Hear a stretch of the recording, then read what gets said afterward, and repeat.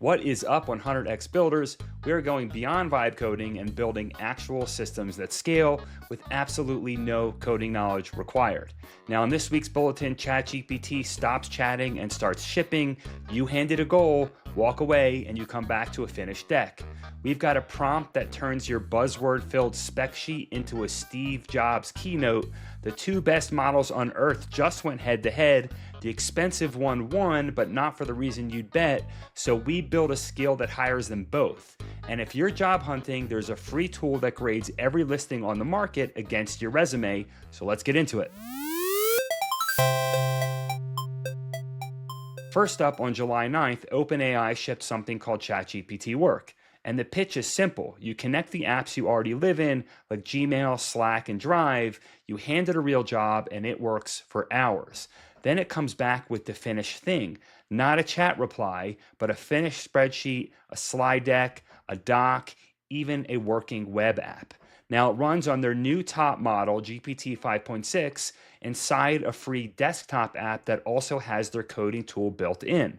Now, one quick catch, the app is free, but the work agent itself needs a paid plan. Now, here's my read on this. The AI productivity wars are officially on.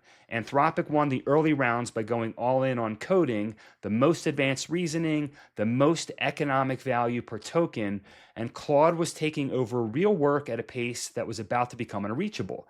This is OpenAI's move to keep Claude from running away with the prize. And notice what they did on the other side of the house. They killed Sora, their video model. It was cool, but low utility. The whole industry has figured out that the game is usefulness. Now, I've actually used it, and honestly, it feels a little bit sloppy. I don't find it to be as smooth as Claude, but it's a first iteration, and the direction is what matters. Apps integrated with AI are the future of AI. We've got AI training AI now, so these tools are going to get better, faster, and cheaper at a pace that we've never seen. So make sure you keep an eye on it and understand the frame. Every one of these companies is racing to own the place where your actual work gets done. And that's exactly the bet you're already making by building on an operating system instead of a chat window. Now, one change for our members using our 100x operating system, we just shipped a new skill called token maxing. Now, here's the idea. You give it a goal, and your smartest model acts as the manager. It plans the work and hands the grunt work to cheaper, faster models that we call the crew, then checks everything they hand back and keeps only what passes. You never pick an actual model, you just say what you want. On a big multi-step job, that's most of the quality at a fraction of the cost. I'll come back to why we build it in a minute. This week's prompt is called the Steve Jobs Reality Distortion Field.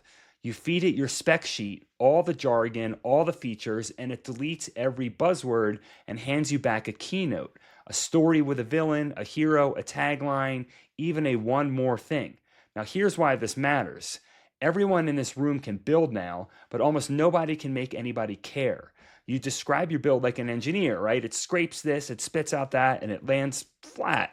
Right? This prompt is the other half of being a builder. The translation from I made a thing to you want this thing, right? So when do you actually use this? It's the 30 seconds before you post your build in the community, pitch it to a client, or write the one line at the top of your landing page. So way more often than actual launch day.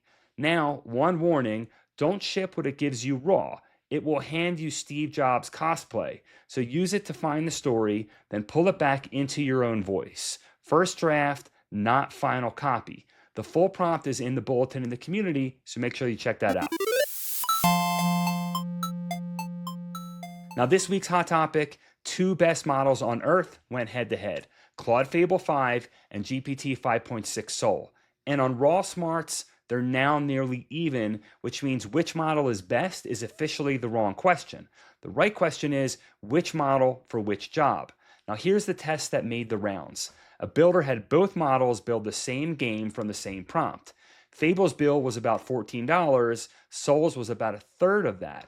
And the expensive one won, but not as the typist. It won as the judge. Fable is a better thinker, planning, judgment, deciding what good looks like, where Soul is the better doer, fast, cheap, relentless on well-defined work. So the durable move isn't picking a winner, it's putting the expensive thinker in charge as the manager and giving it a cheap, fast crew.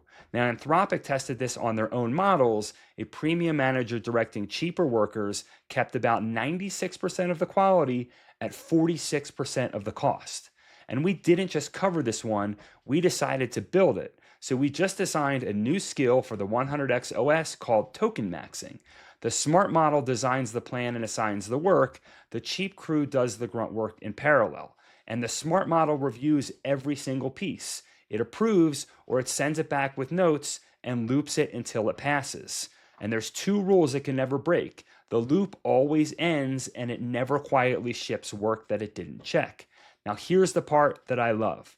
We build it in line with our operating system itself. Our CTO agent framed the problem. Our systems architect agent wrote the standard for how the manager breaks down and assigns the work. Our QA engineer wrote the standard for how it judges what comes back. And the senior engineer grounded all of it in what the tools actually do. The executive team you own designed a product feature that you'll own next. So here's your move. On your next big multi-step job, a research sweep, a batch of drafts, anything with a lot of grunt work in it, don't hand the whole thing to the priciest model. Make it the manager. Give it a crew. And members, token maxing is rolling out to your operating system right now. So last one, and if you're job hunting, this one's for you. It's called Career Ops, and it's one of the fastest moving repos on GitHub right now, about 61,000 stars and climbing. You point your AI at the job market and it scans openings across more than 45 companies, and the big job boards grades every listing A through F against your resume, rewrites your resume for each specific role, formatted to survive the screening software recruiters use, and tracks every application in one place. My take on this is that it's a great starter project for experimenting with AI. If you're a student looking for a job, run it, but don't just use it as leverage. Use it as a lesson. Watch where the AI excels and where it struggles while it does something real for you. You learn AI by using it and you actually get something done.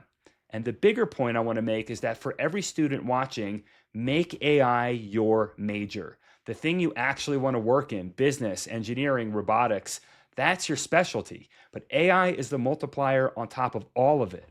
Now, the install line for this one is over in the bulletin in the community, so make sure you go check it out in school. Now, that's all for now. If you like this video, please give a like and subscribe. And if you want access to the exact operating system that I talked about in this video and run my businesses on, definitely check out our builder community in the link below.